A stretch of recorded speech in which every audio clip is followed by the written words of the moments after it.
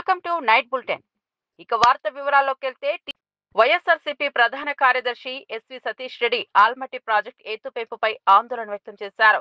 కర్ణాటక చర్యల వల్ల రాయలసీమ ప్రజలకు త్రాగునీటి సమస్య, నాగార్జున సాగర్ రైతులకు త్రాగునీటి ఇబ్బందులు ఏర్పడతాయని హెచ్చరించారు. రాష్ట్ర ప్రయోజనాలు కాపాడాల్సిన ముఖ్యమంత్రి చంద్రబాబు అసెంబ్లీలో ఒక్కసారైనా ఈ అంశంపై చర్చించలేదని విమర్శించారు.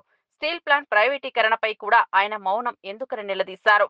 ప్రజల పక్షాన పోరాడాల్సిన బదులు కూటమి ప్రభుత్వం మౌనం వహించడం అన్యాయమన్నారు. కృష్ణా జలాల విషయంలో కర్ణాటక లాభం పొందుతుంటే ఆంధ్రప్రదేశ్ రైతులు నష్టపోవడం బాధాకరమని తెలిపారు. వైఎస్ఆర్సీపీ ఎప్పుడు ప్రజల ప్రయోజనాల కోసం నిలబడుతుందని, కాంగ్రెస్ టీడీపీ కూటమి నీటి ప్రశ్నలో విఫలమైందని అన్నారు. ప్లేన్ పెడతామని చెప్పావు. ఆ రోజు నువ్వు రామ్మోహన్ రెడ్డి గారు అందరూ కూర్చొని ప్రారంభోత్సవం చేశారు. మరి ఏమైపోయింది ఆ సీప్లేన్? ఈ రకంగా ఏ మాట చెప్పినా కూడా ఒక ప్రజలకు ఏదో ఒక అద్భుతం చేసి పెడతామని చెప్పి అనుకుంటా అరిచేతిలో వైకుంఠం చూపించడం తప్పితే వాస్తవంగా మీరు చేసేది ఏమైనా ఉందా? ఇటీవల కాలంలో మీరు చాలాసార్లు ఢిల్లీకి పోతున్నారు. ఢిల్లీకి పోయినటువంటి పరిస్థితుల్లో ఈ రాష్ట్రానికి ఒరిగింది ఏంది మీరు చెప్పాలా? కోడెల శివప్రసాద్ ఆ రోజు ఫర్నిచరు తీసుకుంటే తప్పులు పట్టావు కదా, మరి నువ్వు ఇంతవరకు హాజరు కాలేదని చంద్రబాబు నాయుడు గారికి గుర్తు చేస్తున్నాను. ఏ రోజైతే జగన్మోహన్ రెడ్డి గారు పదవి నుంచి దిగిపోయారో ఆ మరుసటి రోజే కూర్చొని జీఏడీకి లేఖ పంపించారు. ఇక్కడ పార్టీ కార్యాలయం నుంచి ముఖ్యమంత్రి గారి నివాసం నుంచి, అంటే జగన్మోహన్ రెడ్డి గారి నివాసం దగ్గర నుంచి మీకు లేఖ రాశారు. అయ్యా, ప్రభుత్వానికి సంబంధించినటువంటి ఫర్నిచర్ అంతా ఉంది, మీరు దీన్ని స్వాధీనం చేసుకోండి, మీరు వెంటనే మీరు తీసుకొని పోండి అని చెప్పారు. మా యొక్క పార్టీ ఇన్ఛార్జ్ అప్పిరెడ్డి గారు అనేక లెటర్లు రాశారు మీకు జీఏడీకి. ఈ యొక్క ఫర్నిచర్ని ఏం చేయాలనో తెలుసుకోండి, లేకుండా ఉంటే మీరు ఎక్కడికి తెచ్చి స్వాధీనపరచాలనో చెప్పండి, మేము స్వాధీనపరుస్తామని చెప్పి అప్పిరెడ్డి గారు మిమ్మల్ని అనేక సందర్భాల్లో కోరారు. ఒక పార్టీ ఆఫీస్ ఇన్ఛార్జిగా మీరు ఇంతవరకు స్పందించలే. మీరు స్పందించకుండా ఉంటే ఆఖరికి కోర్టుకు పోయినాం. వైఎస్ఆర్ కాంగ్రెస్ పార్టీ తరఫున ఇక్కడటువంటి ఈ ఫర్నిచర్ని ఏం చేయాలయా మేము అని చెప్పి కోర్టును కోరినాం. ఇంత దౌర్భాగ్యమైన పరిస్థితిలో మీరుండి ఫర్నిచర్ హ్యాండ్ ఓవర్ చేసుకోనంటే ఫర్నిచర్ హ్యాండ్ ఓవర్ చేసుకోకుండా పైపెచ్చు కోడెల శివప్రసాద్ గారిని ఫర్నిచర్ అడిగితే ఆయన ఆత్మహత్య చేసుకున్నారని చెప్పి జగన్మోహన్ రెడ్డి గారికి ఆపాదిస్తున్నారే, ఇది నీతిమాలిన పని కాదా చంద్రబాబు నాయుడు గారు అని అడుగుతున్నాం. కానీ ఈరోజు చంద్రబాబు నాయుడు గుర్తుపెట్టుకోండి, ఎవ్వడు అసెంబ్లీలో జరిగేటువంటి ప్రొసీడింగ్స్ చూడాలంటే ఇష్టం కూడా పడడం లేదు. ఎందుకంటే ప్రతిపక్షం అనేది లేకుండా చేశాం. నేను అడుగుతున్నాను చంద్రబాబు నాయుడు గారిని, అయ్యా నీ బాధ్యత కాదా అపోజిషన్ పార్టీని ఎప్పుడైనా వాళ్ళు చర్చలు జరిగేటప్పుడు ఏదైనా చేస్తే అక్కడటువంటి చీఫ్ విప్పులు వచ్చి చర్చలు జరిపి అపోజిషన్ వాళ్ళను హౌస్లోకి తీసుకొని వచ్చేటువంటి కార్యక్రమాలు గతంలో జరిగేటి మీకు గుర్తు లేదా? అసెంబ్లీలో కూర్చొని ఒక ఆయన తలపైన అద్దాలు పెట్టుకొని జోబీలో ఇట్లా చేతులు పెట్టుకొని మాట్లాడేటటువంటి సాంప్రదాయం ఎవరిచ్చారండి వీళ్ళకి ధైర్యము? నేను అడుగుతున్నాను స్పీకర్ గారు, అటువంటి హావభావాలు ఎవరన్నా ప్రదర్శిస్తే ఇమీడియట్ గా వాళ్ళు సస్పెండ్ చేసేటువంటి బాధ్యత మీకు లేదా? సభ యొక్క గౌరవాన్ని నిలబెట్టేటువంటి బాధ్యత లేదా అని చెప్పి నేను అడుగుతున్నాను. అహంకార భావం అని చెప్తున్నారే, నిన్న బాలకృష్ణ గారు ప్రవచించిన తీరును మీరు ఏ రకంగా సమర్థిస్తారు అని చెప్పి నేను అడుగుతున్నా. ఈ యొక్క తెలుగుదేశం పార్టీ వాళ్లకు అవసరం ఉండేటప్పుడు ఒకటి, అవసరం తీరిన తర్వాత మరొకటి. గతంలో పవన్ కళ్యాణ్ మచ్చిక చేసుకునేదానికి, కాపు సామాజిక వర్గాన్ని మచ్చిక చేసుకునేదానికి మీరు ఆ రోజు ప్రవర్తించినటువంటి తీరేంది, నిన్న బాలకృష్ణ గారు మాట్లాడేటువంటి తీరేంది ఒకసారి ఆలోచన చేయండి. బాలకృష్ణ గారు, మీరేందో మీ బ్లడ్ వేరు మీ బ్రీడ్ వేరు అంటున్నారు. ఏంది నీ బ్లడ్ నీ బ్రీడ్ నాకు అర్థం కావడంలా. నీ బ్లడ్ నీ బ్రీడ్ అంత గొప్పదైతే ఆ రోజు పవన్ కళ్యాణ్ ఎందుకు నువ్వు పరిగెత్తుకుంటా పోయి నువ్వు ఆ రోజు పొత్తు పెట్టుకున్నావు? మరి ఈ రోజు ఎవరైతే నీకు సహాయం చేశారో వాళ్ళని ఈ రోజు ఎంత చౌకబారుగా మాట్లాడుతున్నావు? నువ్వు కూర్చొని ఆ రోజు చిరంజీవి గారిని కానీ ఫిల్మ్ ఇండస్ట్రీని అంతా కూడా అవమానపరిచారని చెప్పి మాట్లాడావు. మరి చిరంజీవి గారే స్వయంగా ఈ రోజు కూర్చొని నన్ను చాలా సాధారణంగా ఆహ్వానించారు. ముఖ్యమంత్రి చంద్రబాబు పార్టీ నేతలతో టెలికాన్ఫరెన్స్ నిర్వహించారు. మంత్రులు, ఎంపీలు, ఎమ్మెల్యేలు, ముఖ్య నాయకులతో మాట్లాడుతూ ప్రజల్లోకి ప్రభుత్వం చేస్తున్న సంక్షేమ అభివృద్ధి కార్యక్రమాలను బలంగా తీసుకెళ్లాలని సూచించారు. జీఎస్టీ సంస్కరణలు, పెన్షన్ పంపిణీ, విద్యుత్ నిర్వహణ వంటి అంశాలను వివరంగా ప్రజలకు తెలియజేయాలని అన్నారు. గత ప్రభుత్వంలో ప్రజలపై భారం మోపారని, తమ ప్రభుత్వం మాత్రం సౌర, పవన విద్యుత్ ప్రోత్సాహం ద్వారా తక్కువ ధరకు విద్యుత్ అందిస్తున్నామని వివరించారు. నిజాయితీతో పనిచేస్తున్న ప్రభుత్వం సాధించిన ఫలితాలను ప్రజలకు చెప్పడంలో వెనుకాడవద్దని సూచించారు. సమర్థ పాలన, అసమర్థ పాలన మధ్య తేడాలను స్పష్టంగా వివరించాలని పిలుపునిచ్చారు. ప్రజల విశ్వాసం కాపాడుకోవడమే భవిష్యత్ విజయానికి కీ అని అన్నారు.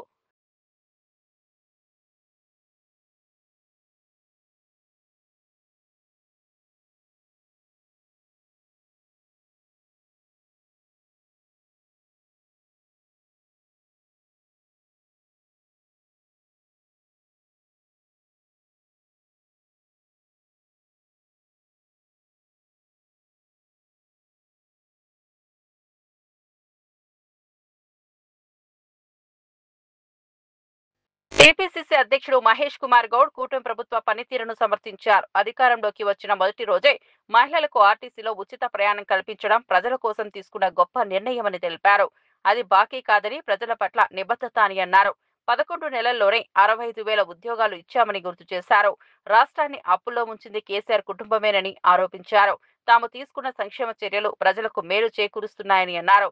మహిళలకు, యువతకు అవకాశాలు కల్పించడం, సంక్షేమ పథకాలను అమలు చేయడం ప్రభుత్వ ధ్యేయమని స్పష్టం చేశారు. బాకీ అనే పదంతో ప్రజలను మభ్యపెట్టే ప్రయత్నాలు చేస్తున్నారని, కానీ కాంగ్రెస్ ప్రభుత్వం మాత్రం పారదర్శకంగా పనిచేస్తుందని ఆయన పునరుద్ఘాటించారు. మహిళలకి బస్సు సౌకర్యం ఇస్తే ఇది బాకీ పడ్డట. మీరు 10 ఏళ్ళు నిరుద్యోగులు మోసం చేసి కొట్టని దెబ్బ కొడితే మేము అధికారంలోకి వచ్చిన 11 మాసాల్లోనే 65,000 ఉద్యోగాలు ఇస్తే బాకీ పడ్డట. గ్రూప్ 1, గ్రూప్ 2 ఉద్యోగాలు ఇస్తా ఉన్నాం. నిరుద్యోగ యువత కలలు సాకారం చేస్తే బాకీ పడ్డట. మహిళలకి 500 రూపాయలు సబ్సిడీ గ్యాస్ మీద ఇస్తే మేము బాకీ పడ్డట. 200 యూనిట్ లోపు కరెంటు కాల్చిన కుటుంబాలు ఈ రాష్ట్రంలో 80% ఉన్నాయంటే అది బాకీ పడ్డట. మీరు చేసిన బాకీ తీర్చడానికి ప్రతి నెల 6,500 కోట్లు తెలంగాణ కాంగ్రెస్ ప్రభుత్వం మీరు చేసిన అప్పుకి, కేసీఆర్ కుటుంబం పాలించి ఈ రాష్ట్రాన్ని పాలించి మీరు చేసిన 8 లక్షల బాకీకి ఇన్స్టాల్మెంటు ఇంట్రెస్ట్గా 6,500 కోట్లు ప్రతి నెల, అంటే దాదాపు 80,000 కోట్లు సంవత్సరానికి కడతా ఉన్నాం. మీరు చేసిన బాకీ మేము తీరుస్తూ ఉంటే మేము బాకీ పడ్డట. రైతు భరోసా, రైతు బంధు, వరి మీద బోనస్ ఇస్తే బాకీ పడ్డట. ఏ లెక్కన కాంగ్రెస్ ప్రభుత్వం? మాజీ మంత్రి శ్రీనివాస్ గౌడ్ బీసీ రిజర్వేషన్ల జీవోపై తీవ్ర వ్యాఖ్యలు చేశారు. కాంగ్రెస్ పార్టీ తామే జీవో తెచ్చి తరువాత కోర్టులో కేసులు వేశారని ఆరోపించారు. ఈ ద్వంద్వ వైఖరి రాష్ట్ర ప్రజల్ని మోసం చేయడమేనని అన్నారు. జీవో చెల్లదని ముందే తెలుసుకుని కూడా స్థానిక ఎన్నికల నోటిఫికేషన్ ఇవ్వడం మూర్ఖత్వమని విమర్శించారు. ఇతర రాష్ట్రాల్లో కోర్టులు ఇలాంటి జీవోలు కొట్టివేశాయని కాంగ్రెస్ నాయకులు తెలుసుకోవాల్సిన విషయమని అన్నారు. బీసీ వర్గాలకు న్యాయం జరగాలంటే నిజాయితీ అవసరమని స్పష్టం చేశారు. ప్రజలను మభ్యపెట్టే కాంగ్రెస్ ప్రయత్నాలు విఫలమవుతాయని ధైర్యంగా చెప్పారు. బీసీ హక్కుల కోసం తాము ఎప్పటికీ వెనకడుగు వేయబోమని హామీ ఇచ్చారు. లోపల మీరు ఇచ్చినా మా తీర్పుకు అనుగుణంగానే ఉంటుంది, మీరు ఇచ్చిరని చెప్పి ముందుకు పోవద్దని చెప్పి హెచ్చరించింది. కానీ మీరు ముందుకు పోయినరు. మీరు 9th నుంచే మొత్తం ఎలక్షన్ ప్రాసెస్ స్టార్ట్ అయిపోయింది. 9th అక్టోబర్ నుంచి. అంటే మీరు 8th వరకు ఎలాంటి చర్యలు చేపట్టదని చెప్పిన తర్వాత, చేపట్టినా కూడా మీరు కోర్టు పరిధిలో ఉంటారు అని చెప్పిన తర్వాత, అనేక రాష్ట్రాల్లో ఈ జీవోలు చెల్లవని చెప్పి మీరు చూసిన తర్వాత, ఇలా మీరు ఈ జీవోతోనే మీరు ఏమనుకుంటారంటే జీవో ఇచ్చినాము కోర్టుకు పోయినారు మేమేం చేయాలని అనుకుంటారేమో. ఈ జీవో చెల్లదని మీకు తెలియదా? మీ ఆత్మసాక్షిగా మీరు చెప్పండి. ప్రభుత్వంలో ఉన్నటువంటి మీరందరూ కూడా, క్యాబినెట్లో ఉన్న మీరందరూ కూడా మీరు ప్రమాణం చేసి, రాజ్యాంగం మీద ప్రమాణం చేసి మీరు పదవులు తీసుకున్నారు కదా, మీ మనస్ఫూర్తిగా ప్రమాణం చేసి చెప్పండి, ఈ జీవో ద్వారా ఇది అమలు అవుతుందని ఈ భారతదేశంలో ఏ ముఖ్యమంత్రికి తెలియదా? ఏ ముఖ్యమంత్రికి తెలియదు, మీకొక్కరికే తెలిసిందా? మరి అన్ని 8 రాష్ట్రాల్లో ఈ జీవో ద్వారా ఇస్తే కేసు కొట్టేసిండ్రని చెప్పి మీకు తెలియదా? బీహార్లో కొట్టేసిండ్రు, మహారాష్ట్రలో కొట్టేసిండ్రు, మధ్యప్రదేశ్లో కొట్టేసిండ్రు, అంతకుముందు ఆంధ్రప్రదేశ్లో కొట్టేసిండ్రు, కర్ణాటకలో కొట్టేసిండ్రు, తమిళనాడులో కూడా అంతకుముందు జీవో ఇస్తే కొట్టేసిండ్రు. ఇంకా అన్నిటికన్నా ముఖ్యమైందంటే, దయచేసి ఇది ఎలక్షన్లో నిలబడాలనుకునే తహతాలాటలు వినాల. ఇది చాలా మోసపూరితమైనటువంటి ఎలక్షన్. ఇది మిత్రులారా, మహారాష్ట్రలో సేమ్ ఇదే విధంగా ఎలక్షన్ షెడ్యూల్ తర్వాత కోర్టుకు వెళ్ళిండ్రు. కోర్టుకు వెళ్ళిన తర్వాత తెలుసా, 2022 అంటే 2020 నుంచి 21-22 వరకు ఈ జీవో ద్వారా జెడ్పీటీసీలై, జిల్లా పరిషత్ చైర్మన్లై 2 సంవత్సరాలు చేసిండ్రు. ఈ జీవో ఇష్యూ అయిన తర్వాత, ఎలక్షన్ ప్రాసెస్ స్టార్ట్ అయిన తర్వాత హైకోర్టు ఏదో జడ్జిమెంట్ ఇచ్చింది. అంటే ఇది పాస్ కాగినట్లు కాదు, కేసు నడుస్తూ ఉంది, అడ్మిషన్ తీసుకొని కేసు నడుస్తుంది. తర్వాత సుప్రీంకోర్టులో వేసిండ్రు, సుప్రీంకోర్టు క్లారిటీగా ఇచ్చింది, ఇది చెల్లదు, ఇమ్మీడియట్గా మీరు దిగిపోవాల్సిందే, డీమ్ టు రిమూవల్ అని చెప్పి ఇమ్మీడియట్గా రిమూవల్ చేసింది.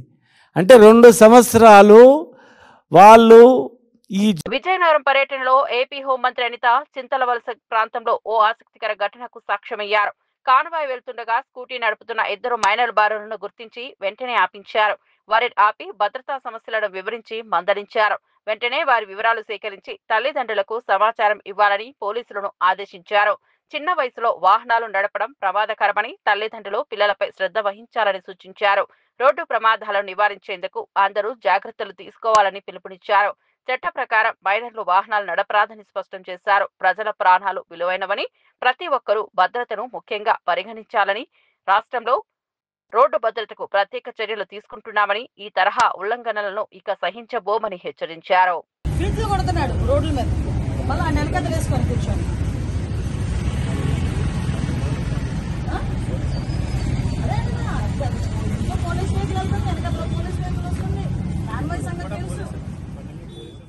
మాజీ మంత్రి హరీష్ రావు రాష్ట్ర రహదారుల పరిస్థితిపై తీవ్ర విమర్శలు గుప్పించారు.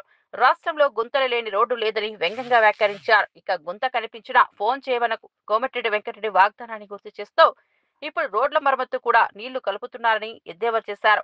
ఉన్న నగరాల రోడ్లను సరిచేయకుండానే భవిష్యత్ నగరాల గురించి మాట్లాడడం తప్పు అని అన్నారు. ప్రజల సౌకర్యం కోసం తక్షణ చర్యలు తీసుకోవాలని ప్రభుత్వాన్ని డిమాండ్ చేశారు. కనీసం రోడ్లు గుంతలు పడితే ఆయన కోమటిరెడ్డి ఉంటాడు ఇక నరకమంటే ఎంత దూరం అని నరుకుతాడు. ఏదైనా గుంత కనబడితే నాకు ఫోన్ చేయండి అన్నాడు. అసలు గుంత పడని రోడ్డు ఉందా ఈ రాష్ట్రంలో? నువ్వు వచ్చినాక ఏమన్నా ఒక్క గింత డాంబర్ పొక్కలనే ఊడ్చినావా? నువ్వు డాంబర్ పోసి ఆగిపోయినాయి ఎక్కడ రోడ్లు అక్కడనే. ఆయన వాటర్లో నీళ్ళు కలిపిండో ఇలా నీళ్ళు కలిపిండో ఏమో కలిపిండిగా. అయితే ఇవాళ ఆయన ముఖ్యమంత్రి పోయి నిన్న కొబ్బరికాయ కొట్టిండి. ఆడ ఫ్యూచర్ సిటీకి అట 4 లైన్ రోడ్ అట. ఇక్కడ సిటీ లేదు, ఇల్లే దిక్కు లేదు, దానికి 6 లైన్ల రోడ్ వేస్తాడట. ఉన్న రోడ్లకేమో గుంతలు పట్టే పూడ్చేది తెలివి లేదు. అంటే ఎవరి కోసం చేస్తున్నావు నువ్వు? ఆడ నీ భూముల ధరలు పెంచడం కోసం వేస్తున్నావు, నీ కాంట్రాక్ట్ల కోసం చేస్తున్నావు. నువ్వు ఎక్కడ వేయాలి? వర్షాలు పడి బ్రిడ్జిలు కొట్టుకపోయినాయి, రోడ్లు ఖరాబ్ అయిపోయినాయి. ఎవడు కాంట్రాక్టర్ అంటూ టెండరే ఎత్తలేడు. కనీసం ఈ రేవంత్ రెడ్డి ఈ పైసలు ఇస్తాడో ఇయ్యడో ఈ పర్సెంటేజీలు మాకు నడవేయని చెప్పి ఎవడు టెండర్ కూడా ఎత్తలేడు. టెండర్ వేసినా ఎవడు పని చేస్తలేడు. ఇదేమో ఇడిచిపెట్టిండు ఫ్యూచర్ సిటీకి రోడ్ ఎత్తా అంటాడు. ఉన్న రోడ్డు మంచిగా చేయ రేవంత్ రెడ్డి. మంత్రి పార్థసారథి వైసీపీపై విమర్శలు చేశారు. కూటమి ప్రభుత్వం చేస్తున్న అభివృద్ధి చూసి ఓర్చుకోలేక వైసీపీ అడ్డంకులు సృష్టిస్తోందని అన్నారు. బలహీన వర్గాలకు మేలు చేస్తుంటే ఎందుకు అడ్డుకుంటున్నారని నిలదీశారు. గత వైసీపీ పాలనలో రాష్ట్రాన్ని అప్పుల బారిన పడేసినా తాము సంక్షేమం ఎక్కడా ఆపలేదని గుర్తు చేశారు. ఎవరిన్ని కుట్రలు పన్నినా అభివృద్ధి మాత్రం ఆగదని స్పష్టం చేశారు. ప్రజల మద్దతులో ముందుగా సాగుతామని తెలిపారు. అర్థమవుతా ఉంది ఆయన వ్యవహార శైలి మూలంగా వైసీపీ అరాచక శక్తుల చేతుల్లో అన్యాయంగా బలైపోయిన ఒక బీసీ నాయకుడు చంద్రయ్య గారి కుమారుడికి ఒక ఉద్యోగం ఇస్తా ఉంటే ఎందుకు అడ్డుకుంటున్నారో ఈరోజు బీసీలు అని చెప్పుకునే వైసీపీలో నాయకులందరూ కూడా సమాధానం చెప్పాలని చెప్పేసి నేను ఈ సందర్భంగా నేను డిమాండ్ చేస్తా ఉన్నాను. వాళ్ళందరినీ కూడా బలహీన వర్గాలకు ఉపయోగపడే అన్ని పనులు కూడా అడ్డుకుంటూ అడుగడుగున అడ్డుకుంటూ ఈ ప్రభుత్వాన్ని అడ్డుకుంటూ వైసీపీ ఈ రాష్ట్రంలో బలహీన వర్గాలకి తీరని అన్యాయం చేస్తుందని చెప్పేసి మనం చేస్తామని నేను. ఆర్థిక పరిస్థితి ఎంత ఘోరంగా ఉన్నా కూడా ఈ 15 నెలల కాలంలో దాదాపు 47,500 కోట్ల రూపాయలని మరి ముఖ్యమంత్రి గారు కూటమి ప్రభుత్వం బలహీన వర్గాల సంక్షేమం కోసం ఖర్చు పెట్టిందని చెప్పేసి కూడా నేను ఈ సందర్భంగా నేను మనవి చేస్తా ఉన్నాను. గతంలో ఏ విధంగా అయితే బలహీన వర్గాలకి దళితులకి బెదిరింపులు రోడ్ల మీదకి ఈడ్చి కొట్టిన సన్నివేశాలు మనం కల్లారా చూశాం. బలహీన వర్గాల మీద దాడులను చూశాం. బలహీన వర్గాల్ని అవమానం చేసే పరిస్థితులు మనం చూశాం. కానీ ఈరోజు అటువంటి పరిస్థితులు లేవు. ఎవరైనా బలహీన వర్గాల వెంక కన్నెత్తి చూడాలన్నా, దళితుల్ని కించపరచాలన్నా వాళ్ళకి తగిన శిక్ష వేయడానికి ప్రభుత్వం సిద్ధంగా ఉందని కూడా నేను మనవి చేస్తా ఉన్నాను. గుంటూరు తూర్పు ఎమ్మెల్యే మహమ్మద్ నసీర్ అహ్మద్ మీడియా సమావేశంలో ముఖ్య ప్రకటన చేశారు. దసరా పండుగ సందర్భంగా ఆటో డ్రైవర్లకు ప్రత్యేకంగా చంద్రన్న కానుక అందజేస్తున్నట్లు తెలిపారు. ఆటో డ్రైవర్ల కుటుంబాలకు ఉపశమనం కలిగించే విధంగా కొత్త పథకాలు అమలు చేయనున్నట్లు వివరించారు. ఈ ప్రకటనతో ఆటో డ్రైవర్లలో ఆనందం వ్యక్తమవుతోంది. అన్ని కూడా తెలుసుకున్న